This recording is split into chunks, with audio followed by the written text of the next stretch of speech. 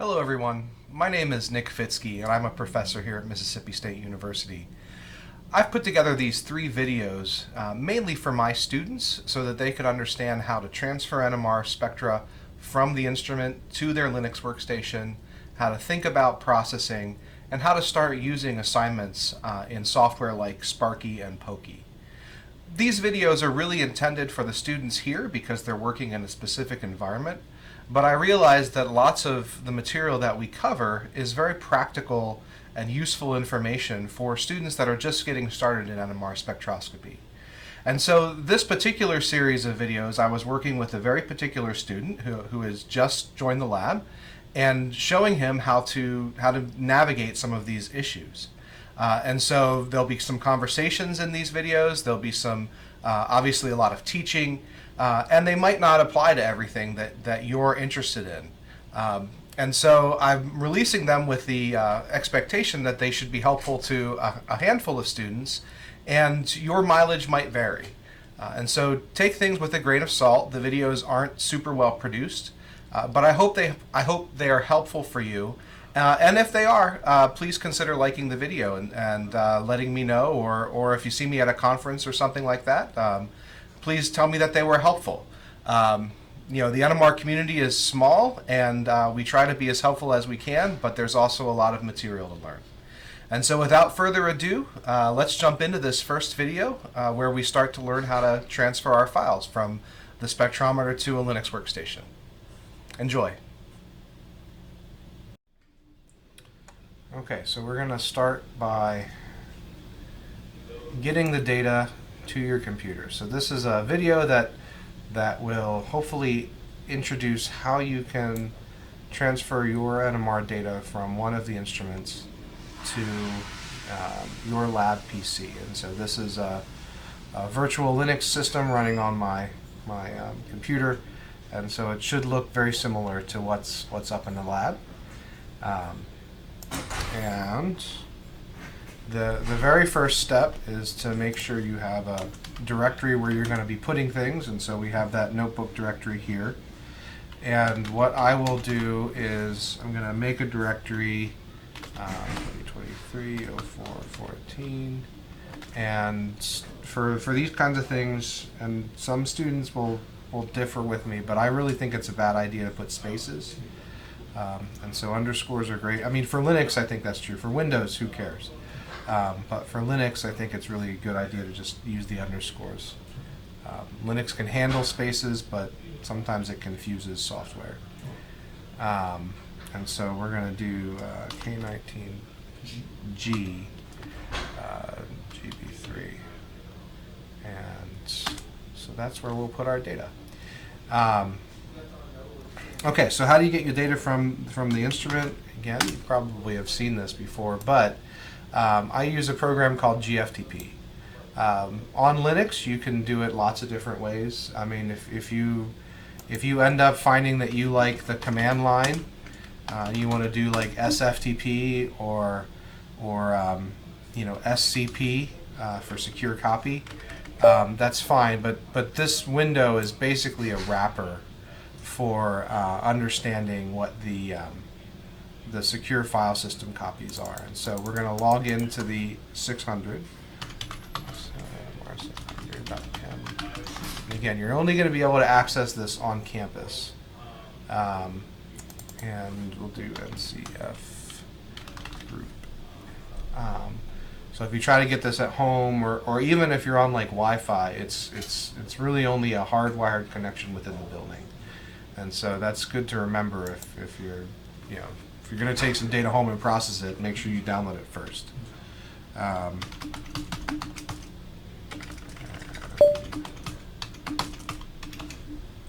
think that's good. So host name, obviously the computer, the username for the NMR instruments is going to be your group name. Password is going to be whatever your password is, and then this needs to be set for SSH2. As we just saw, it defaults to FTP, and if you do that, it's not going to work, so it has to be SSH2. And then this button, it's not so obvious, but it's the connect button. So it's going to say, hey, the first time you do it, it's going to say, I don't recognize this computer. And if you just hit yes, it's fine. You won't be asked about it again unless something changes on your system or on the computer that you're logging into. And so it's just a convenient way to say, hey, I recognize this is NMR 600, and so I can trust that I'm downloading the files that I think. If NMR 600 were to, somebody were to hack it and change the computer, now you have a way to sort of tell, oh, this computer's different, so what's going on? Okay, so on the 600, you'll need to type NMR disk, because that's where all the NMR data should be stored. And if you look there, there's a couple of files here, but the main file that we're going to look at is data, and under here should be all the usernames. And so the file system is set up so that NMR disk, and then data is there because of topspin that makes you use that. And then now you have the username, and NMR again is there because of topspin. And in this case, we're going to grab the K19G from April 10th. And so, sometimes you can grab the whole thing. I mean, if you have like 20 folders in here, you probably just want to click this and move it over. In our case, we have experiment 1, and I'm going to put that into our local notebook directory. And I know you've been creating separate files for every different variant you've been working on. I think it probably makes sense to have like a file for all of the variants, and then you can group them all together. And yes, they'll be collected on different days and different times, and so in that sense, it's not like a true notebook where it's written out by the day, but all of the data is together, right? And so, when you write a data set in Topspin, it stores the day, so you can always go back and find out when exactly you collected that data. And so again, from a convenience point of view, do what you think is going to be the most convenient, but don't feel like you have to write every single day and then like, oh, well, that means I have to gather these experiments from these 7 different days. If they're all related and you're all using them together, just put them in the same folder, and that'll make your life simpler. And so I'll select this folder, and then we click this little arrow, and that copies it. And again, this is a little slow because this is a virtual machine. Hopefully on your system it'll be faster. And then once you've copied the data, you can close this window, right? So it'll remember things. It's not going to remember your password, but you can close this window and then you're done, because now the data is on your local system. And again, there's a couple reasons we don't process things directly on the instrument. One is that other people are often trying to use the instrument, but then 2, it's helpful to have that as a backup. And all of our instruments are backed up every night. Our main home directories are backed up every night too. But that way, if something were to happen to your computer or you mess up your data, you can always go back to what the original instrument data was.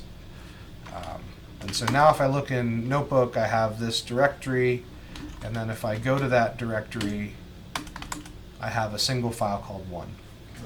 Now again, I don't find 1 to be terribly informative, and so what I will often do is I will use the move command, and I will change the name of that folder to, let's do K19G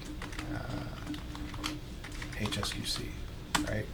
And so now it's something that's a little bit more descriptive, right? Because if I have 1, 2, 3, 4, 5, there's no way I'm going to remember, oh, the HSQC is in experiment 1 and the HNCO was in experiment 3. So make life as simple for yourself as possible. And I'm not going to tell you how to do things, but always think about streamlining your workflow. Okay. So now we get this data set, and there's a couple of things to point out. Chauthary might have told you about some of these things, but just in case, and since we're doing this for posterity, probably the most important file here in this directory is this ACQUS, and all of these are text files, right? So there's nothing in this directory with the exception of SER. Currently that's not a text file, so you can always look at them. And so if I type less, which is a text file viewer, HSQC, you'll see, it's just all the parameters that were used to run, right? And so if I go back and, well, first of all, note, here's the date, right? So I said that it's stored in the date in there. There it is. Here's the original directory where we got it from. So this is where you would go back on the 600 to find it. But if I were to ask you something, hey, why don't you tell me what your P1 was, your 90-degree pulse length was for that, and you don't remember, well, you can scroll through this, and I'm hitting space to advance a page. You can also use the up and down arrow keys. That's why the less program is a little bit better than more, but more is another program.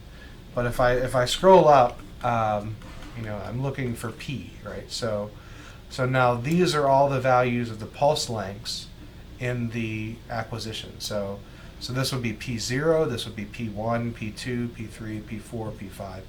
And again, because this has the S on the end, it's HSQC, this is actually what was run in the pulse program, right? So when you ran it, you used a 90-degree pulse of 9.19, right? And all the parameters, we're not going to go in all the parameters right now, but all of them will have their own sort of code that you can go back and find if you want. But notice that there's also an HSQC file, and if I look at this, right, it's similar. I mean, it looks practically identical, right? The date's probably the same and everything else. And if I go down here, I can also find, let's do it this way.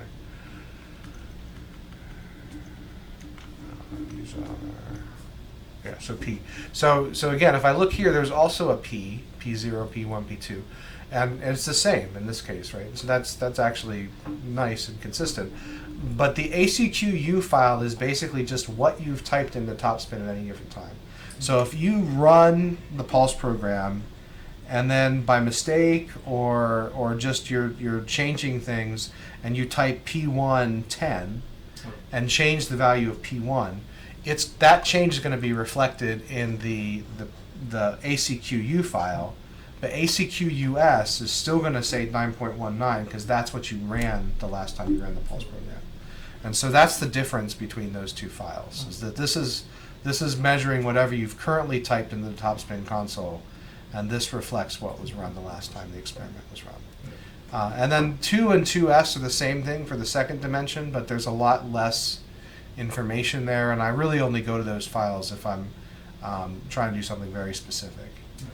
HSQC is the one that has all of the parameters that you really care about. Other stuff, this pulse program uses gradients, so there's gradient file names that are copied over here. So again, this is everything you would need to rerun the experiment, even if you were on a different system. Because again, I might have a gradient program on my computer that they don't have, maybe up at Ole Miss or maybe down out of Birmingham. This is not the most convenient way to do it, but all of the data that went into running that pulse program are now in this folder. And so again, pulse program. Here's the pulse program that was actually run. Now let's look at that, right? Because you'll notice, some of it looks quite readable. Like this is all the comments at the top of the pulse program, but there's a lot of crap in here. Not crap, but a lot of extra stuff that you don't really care. And so this is the pulse program as the system ran it immediately before uploading it onto the pulse programmer and all the hardware that needed to do. So it's a lot less user readable because it's done pre-processing and it's expanded all the macros and it's done all sorts of other stuff to make it easier for the system to run. It's going to make it harder for you to read. So yes, you could run this, but it's often nice to have a copy of the pulse program in its sort of user form because it'll make it easier to look to see if anything has changed. But again, as a last resort, we can always go in and this is actually what was run. But usually what I'll do is I'll go into, if I see HSQC and I search, so / is search pulprog. Right, so if I look for pulprog, there's the user editable version that looks nice, and I'll go check that first before I dig into Pulse Program, if I have the option. If this is all I have, then that's what I look at, and you got to work with what you get. But anyway, so and then there's other stuff there for like these are the shape pulses, so GP names are gradient pulses, SP names are shape pulses, shim values. It saves the shims. So if you ever worry about like, hey, I ran this experiment 7 years ago and I ran it today, had my shims drifted a lot. In principle, do all that. So again, there's a lot of stuff that we're not going to get into here, but there's a lot of data in this directory. If you've been, and I don't know if you have been, but I always in Topspin recommend that students go in and type the title information, so the information about your sample. If you're looking for that file, it's under pdata1 and this title file, and so that's going to be the title information. So, oh, perfect. So it's right here. So it has everything that needs to be, and that way, again, it's like your lab notebook. It's stored with the experiment, and you can go back, and if you put in the title, you can tell exactly what you're running. These other files, the other stuff in here is not as important. So the 2II, the 2RI, the 2IR, and the 2RR, those are the different processed spectra on Topspin. So when you type, XFB or XF2, it creates these files. These are binary files, and that's what stores your Topspin process data. We don't often use that, but since Topspin is very convenient, and you want a quick snapshot of your data, that's where you go. And so that's where that data is stored. If you're running out of space, you can always delete those. Or if you're like, why is this file taking 20 minutes to transfer from the computer to my laptop? It's probably because you've got some process data. And really, of all these, the only one that you care about once the data is processed is 2RR, because that's the real spectrum in both dimensions. And again, we haven't talked about that. If you take, in the NMR class, we talked about it a lot, but that's why. So really, if you're really in a crunch, you could delete all four. If you want to preserve the processed spectrum, just delete everything that doesn't have an I in it, or everything that has an I in it. Contour levels are stored. Those are text files. And then this is processing stuff. So again, proc and proc2s are your actual processing parameters, which you can get from Topspin, but I don't like them as much. And I think the reason we use NMR draw is because it has a much more user-friendly way to see what your processing parameters are. But anyway, so if you're ever looking for that title, it's in here. Okay, so that's the file structure of what we're dealing with. And the next thing to do is to start processing with NMRPipe. And so we do that on this machine by typing Bruker. And it's going to give you these two windows. The first thing, this does change from time to time. For many, many years, it was just static. But with the advent of non-uniform sampling, there's a lot more options in here. But most of these you can just ignore. You just hit read parameters. And what Bruker is doing is it's going into all of those files that we were just talking about and trying to figure out, how many dimensions is this spectrum? How many, what are the nuclei? Is it nitrogen? Is it carbon? Is it proton? So it's going in and putting its best guesses together. And so in most of the time, you'll get correct answers here. But the things in yellow are the things that it's saying, hey, you might want to double check this because sometimes this changes. And I'll also add to that, most of the time it gets echo, anti-echo correct, but sometimes you'll need to change this as well. And if you ever get a spectrum that looks like it's a mirror image at the top and the bottom, or like all the peaks at the top are positive and all the peaks at the bottom are a mirror image but negative, then this acquisition mode is the first thing you want to look at. But anyway, so spectral width, that's the number of hertz in the nitrogen dimension. So in this case, it's about 2,000 hertz. And again, the quick and dirty rule is if you have 2,000 hertz of spectral width, you divide by the number of megahertz, and then you get the number of ppm in spectral width. And so if we do 1960 divided by 60 megahertz, right? So a 600 megahertz proton is about 60 megahertz for nitrogen. We hit enter, and that gives us 32.6 ppm. And so that means that top to bottom you're going to have about 32.6 ppm in the nitrogen dimension. And so that's where that's coming from. Most of the time, if we store this properly in the pulse program, it will be correct. So it'll say, hey, it's going to look in ACQU2S, so the second dimensions parameters, and it's going to look for the sweep width. And so that's where it's getting that number, and that's correct in this case. And once I confirm that, it's no longer yellow. But in some of our older pulse programs, they weren't written so that NMR or Bruker could figure it out properly. Particularly stuff that I'm bringing from Ad's lab that was written that I hacked together because I didn't know all this.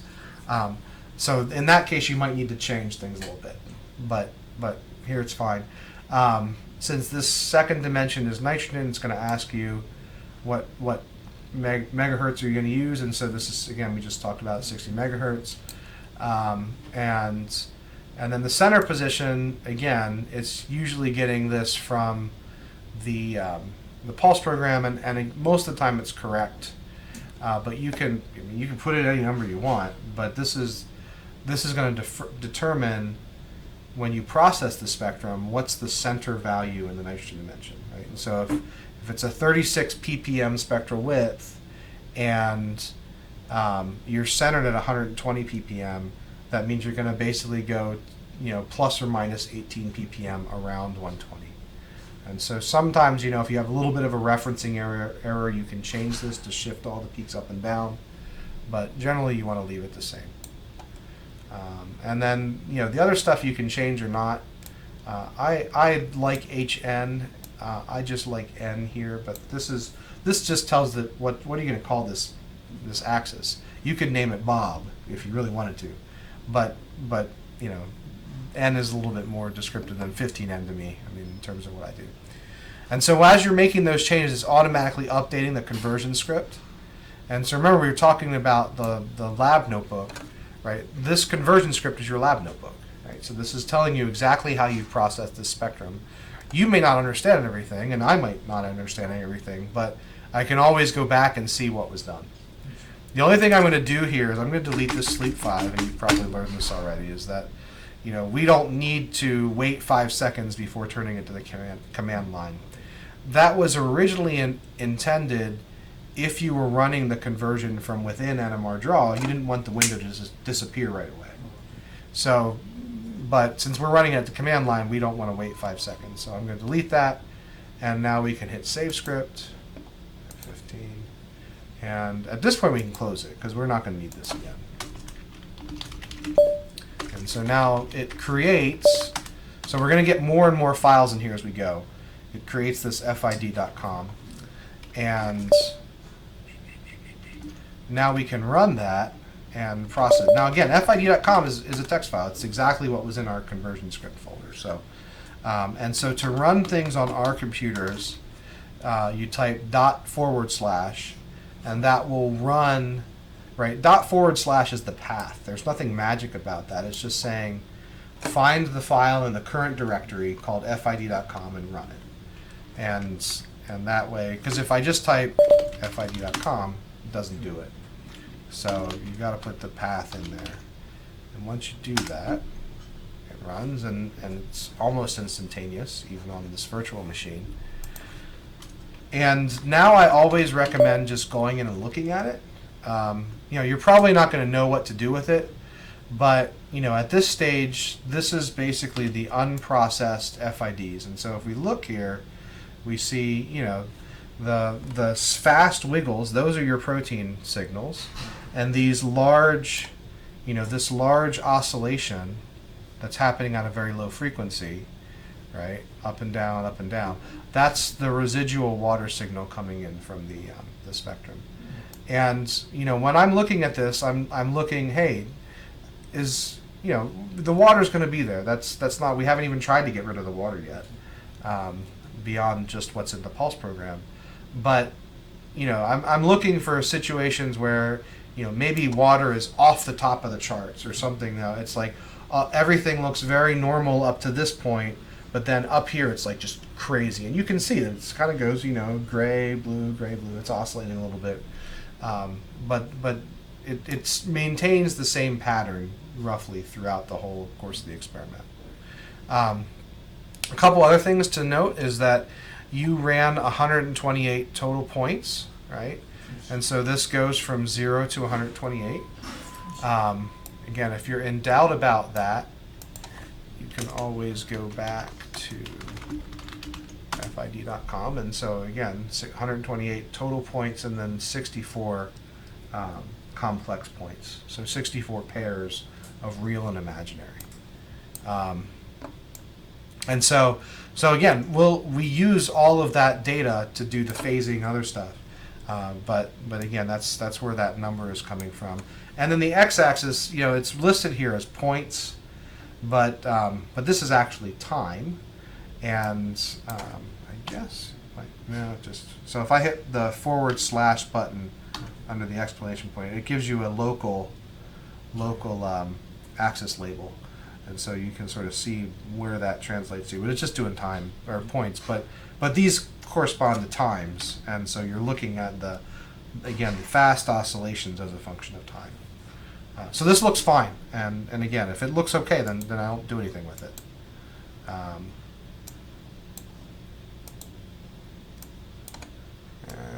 it's quit. There we go. So yeah, sometimes the virtual machine has some weird window things, and so when I was clicking the X there, it wasn't closing, but it's fine. Okay, so now we need a processing script. And so there's a couple ways to do that. Actually, let's go back into NMR Draw. So if you're ever in a real bind, you can go here, and I think, that's not it, but file, macro edit, right? So lowercase m, if I right click on this and drag down to macro edit, or if I, later, if I just type lowercase m from within the window, it brings up a new window that's called the macro editor. Right? And so actually, before I move on, let's bring up another thing. So the way NMR Draw works is if I left click this, like most programs that you're used to, if you left click, you see a drop down menu. Left click, what it does is it executes the very first command, and then to get this drop down, you have to right click and hold it. That's a Frank DeLoglio decision. Keep in mind, NMR Draw has been around for ages, so it's it predates some of the things that we've come to be very used to. But it is convenient, because it does mean that if I'm just opening the file, I just have one click instead of multiple clicks. So, but anyway, so to get that macro edit, I can right click and drag down, or just press the lowercase m. And so what this can do is this can bring you a ton of example processing scripts. So if you're like stuck, or if you ever find yourself without me, you can always do this with again, it's the same kind of thing, right click and then hold, and it'll bring down a list of options. And so if we release here on basic 2D, this is essentially a two-dimensional processing script that will get you a spectrum that you could have Fourier transformed. So that's one way to get it, and then you can go hit save, and you can execute it. You can do other stuff here, but and so we do most of our script editing from the command line. And so again, I have to do this, or I can hit Shift Q. But if I now look at that file, it's there, and I can run it. And again, it reads in the test FID file that the FID.com made, and writes out an FT2 file. And if I look at the, if I restart NMR Draw, it's going to open that, right? So now that it sees there's an FT2 file, it says, oh, I should probably open that instead of the FID file. And from within NMR Draw, if we look and I hit Shift T, that's going to get me the noise estimate. And so, it's a little slow on this computer because it's not doing all the graphics stuff. And plus, you'll notice that most of the left-hand or right-hand side of the spectrum is totally empty. But this is what the basic 2D processing script gets you. It gets you something that processes the data and puts it in Fourier transform mode, but it hasn't done some of the optimization that you might do for an HSQC, right? And in particular, like all of your amide peaks are over here on the right-hand side of the or left-hand side of the spectrum. You don't need this over here. And so one of the things that a more optimized script might do is cut out the peaks that you don't care about. And so that's why we don't often use the macro editor. And it's because we have more optimized peaks. So again, we can quit this. And so that's NMR Proc. That's the one that was made or stored from the basic 2D. For this example, we have this. If I look in the directory 2 spots above, this is where we have the 2D save Fourier transform folder, and that's you can copy that from on our lab systems. It would be home, I think database NMR Proc, and it would be stored in that directory. And so if you were to do 2D, now we don't have that directory here because I'm on a local system, but you can always get a copy of this on the lab server. And so, but if I want to copy it here, I'm just going to copy it from up here, 2D, save FT. I need to put a destination, so that needs to be the current directory, so dot is the current directory. And so now I've copied that directory. So again, we're getting more and more files here. When I ran FID.com, it gave me a test FID. When I ran NMR Proc, it now gave me a test.ft2. And now I'm putting this new processing script. And so sometimes you'll see this called xy.com. Sometimes you'll see it called nmrproc.com. I mean, then it's just a file name. It can be named whatever you want. But on the server, I can't make a directory of 30 files all called xy and xyz.com. So that's why I just do the 2D standard.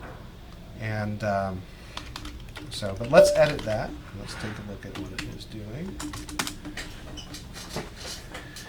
Okay, and so if you ever get this window, you can always click here and do Control X and then press the 1, and that'll make that window go away. I think that doesn't happen on the systems upstairs. So, but here's the processing script, and so I can go in here. This is XEmax, so I started it using XEmax, and then the file name I wanted to edit, and then the ampersand. And so the ampersand returns me to the command line and runs this program in the background. It's good to do. And so from within that XEmax, it's just a text file editor. I can go in here and type stuff that I want. I can also go into syntax highlighting. That might make things a little bit clearer. I mean, not terribly, but here it's made the comments blue, and so this is stuff. And so I give you some options on things that you might want to do or that you might care about. But the way NMRPipe works, and the reason we like it over Topspin, is that again, this is your lab notebook. This records everything that you're doing in the spectrum, and so the key feature of this is this little up and down or it's the shift / button on most PCs, and in Unix that's called a pipe. It might be just a vertical bar, and that's what other people call it.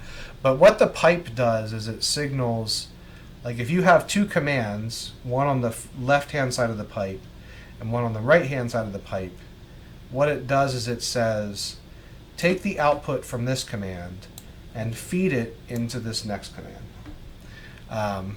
And so that's really kind of the core feature of NMRPipe.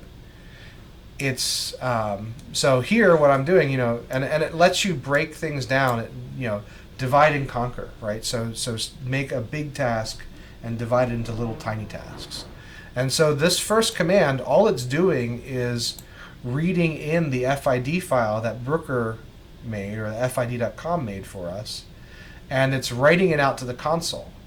And so this pipe then takes that written out data and feeds it into another copy of NMRPipe, and FN tells that version of NMRPipe what to do. So in this case, it's doing a solvent filter. And then once it does the solvent filter, it feeds it into the next step. And so the next step, it's doing apodization, so sine squared filter. And then it takes, after it does that sine squared filter, then it feeds it into the next version of NMRPipe, or next instance. And in this case, since I put in FNZF, then it does zero fill.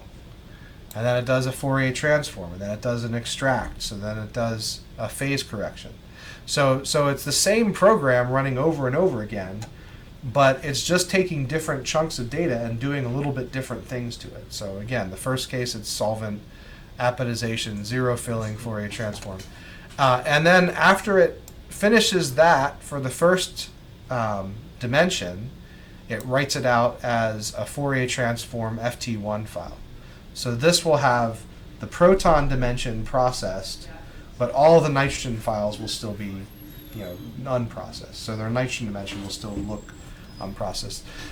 This is a difference between what's done in NMRProc, right? If you look at NMRProc, some of the same things are done here, right? There's an apodization, there's a zero fill, there's a Fourier transform. But then it immediately does this TP, or transposes the data, and then it immediately starts doing the same thing for the second dimension. And so there's no break here where it actually writes the data out. I find that this partially processed data can be extremely useful sometimes, and so that's why the default program that we have writes it out. But then after that, it's you transpose it, and now you're doing the exact same thing in the nitrogen dimension. You apodize, sine filter, zero fill, Fourier transform, phase correct. And then finally, these last three lines do a transpose to get you back into proton, and then you do a baseline correction.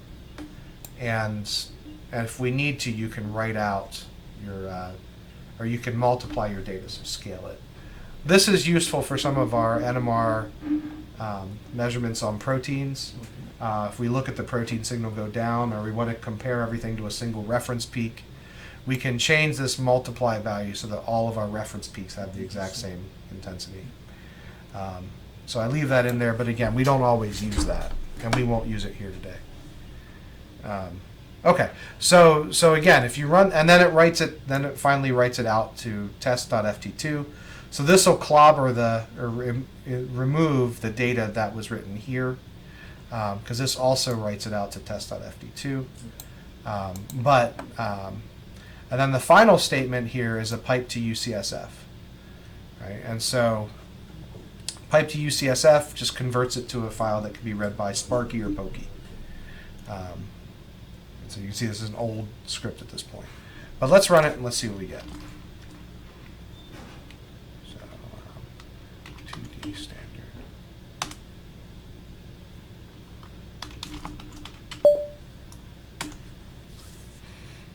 Okay, so notice it's a lot different. So one, we're no longer looking at the full width, and you can attribute that to the extract button. So we're extracting from 6 ppm to 11 ppm. That's a reasonable value. Certainly it works for GB3. But note, if sometimes you have weird amide peaks that are like 5 or even smaller than that. And so sometimes you might need to make this a little bit bigger if you're looking for a missing peak. But that's what that's doing, and so that's why we're only seeing the half of the spectrum. It is Fourier transformed in both dimensions. Right? So again, if I look here, you know, I'm seeing single peaks in the x-axis and single peaks in the y-axis. It's not phase corrected, so we'll do that in a bit. But it looks like GB3, and again, there's no mirror imaging here. There's nothing funky going on. So that's a good sign. This is a correctable spectrum. The other thing, before we maybe take a quick break, let's take a look. So again, I right-clicked. Let's take a look at that FT1 file. So if I click that and then hit read, I guess I got to read draw. Yeah. So, oh, that's interesting. What is going on there? Okay, no, it was just a glitch. So if you look here, I'm looking at, again, the one dimension is Fourier transformed, and so I have HN ppm. But the second dimension is points, right? So it's not ppm. And remember, I told you before, we had 128 points, total points, but 64 complex points. So this lists the complex points, and so we're only looking at the real ones, and so that's why it doesn't go up to 128. But that data is still stored in the file somewhere. But now if we look here, we see a whole bunch of one-dimensional proton spectra, right? And what we're seeing is that, like, for example, this peak here, this peak is going up and down and up and down and up and down and up and down, and it's also oscillating on a frequency. And so the way we get our second dimension peaks is Fourier transform takes an oscillating signal and converts it into a frequency signal. And so the frequency at which this peak is going up and down, that corresponds to the ppm value of that peak in the second dimension. Right? Some will be very fast, like this one is extremely slow. Right? You can see up, down, and then this one's going up, down, up, down, up, down, up, down. So that's telling you where it's fitting in the two-dimensional spectrum. But if you look here, and again, you don't see anything that looks glaringly obviously different. That's a good sign that your spectrum is the same, or it's good. One thing that I will occasionally look, and so I pressed H so that I can look at the horizontal slice. If I press V and I look here, you can see actually the up and down oscillations. And again, if I put a forward slash, that'll get me the axis there. But again, you can see that one's slow, that one's very fast. One thing that occasionally comes up with these is, you know, if there's temperature problems with your spectrum, you'll see that these peaks are not, you know, it's not up and down in the same line. It might sort of go to the left, to the right, to the left, or something like that, and that'll be a temperature problem. So, yeah. Anyway, so I think that's probably a good stopping point for now, and in the next video, we'll look at how you would process this in NMRPipe, and then we'll see how we would get into Sparky and Pokey. And so I'm thinking this might be 3 videos total. But for now, let's take a quick break, and then we'll come back and do the next part.